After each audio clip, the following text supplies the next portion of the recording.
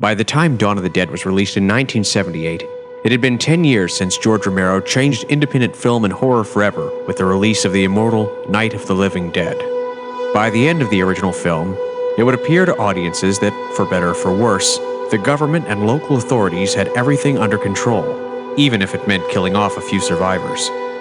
While it's never explicitly stated how much time has passed between the two films, the opening of Dawn of the Dead reveals in a matter of moments, in bloody, living color, that the world is worse off.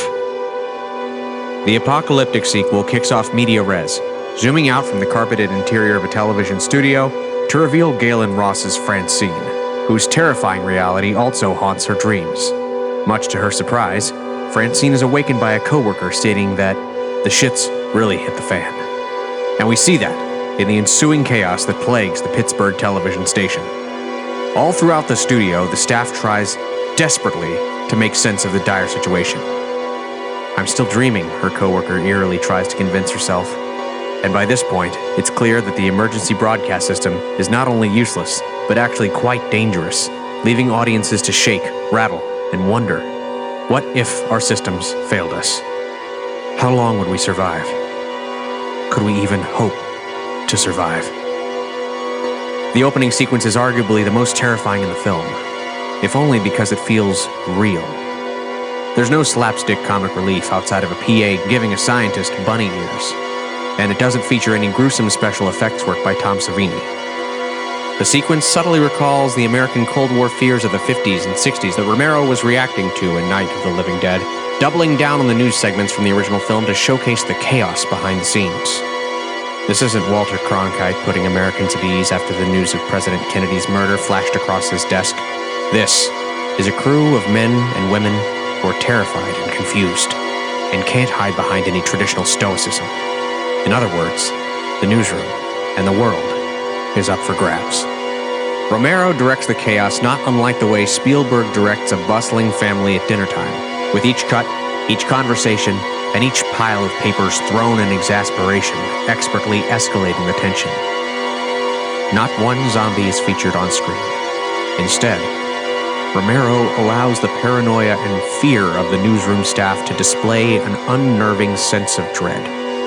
People on the television not really answering the question, but making it more confusing. That's conscious. That's been the conscious part of that. Because that's generally what it's about, you know. Ladies and gentlemen, there was just a plane crash. It took out a small piece of Manhattan. More later. You know, it's never reassuring or, you know, it's always alarming. Romero, seen in a cameo, working the boards just like his salad days on Mr. Rogers' Neighborhood, cuts to the broadcast stage, with David Early's Mr. Berman arguing with David Crawford's Dr. Foster about the emergency situation at hand. It's a facts versus feelings debate that could very well appear on any number of political talk shows.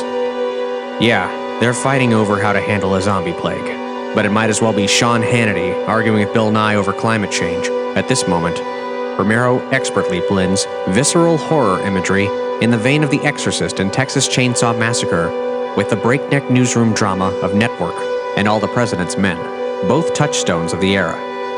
It's a rare thing for audiences to get to see how the world deals with a zombie plague right here, at the beginning, even in a post-Romero world of films aping his concepts and social satire. So many of the knockoffs, from Danny Boyle's 28 Days Later to AMC's The Walking Dead, focus on the aftermath, the ragtag group of survivors in a post-apocalyptic wasteland. In that sense, Dawn of the Dead, and Romero's entire Dead series for that matter, takes on a more expansive approach, exploring different aspects of the crisis, much like David Simmons' The Wire. Not only is the film meant to entertain, thrill, and frighten, but there's an attempt to explore how different people react to and deal with the plague of the living dead, from the SWAT team in the apartment complex, to the rednecks in Jonestown, to the newsroom staff trying to keep their integrity intact. With this 5-minute sequence, the powers, responsibilities, and duties of the press are explored. Francine fights with the program director about keeping the inoperative rescue stations on the air. She feels that they'll be sending civilians to their death. He's concerned that people are going to tune out. It's a moral question even more pertinent now, in the era of the 24-hour news cycle, and news as entertainment. It's in these moments we recognize and learn about the world. not in the struggle of the lone survivors, but in the last gasps of a living and breathing society. Because when society finally takes its last breath, the world truly belongs to the dead.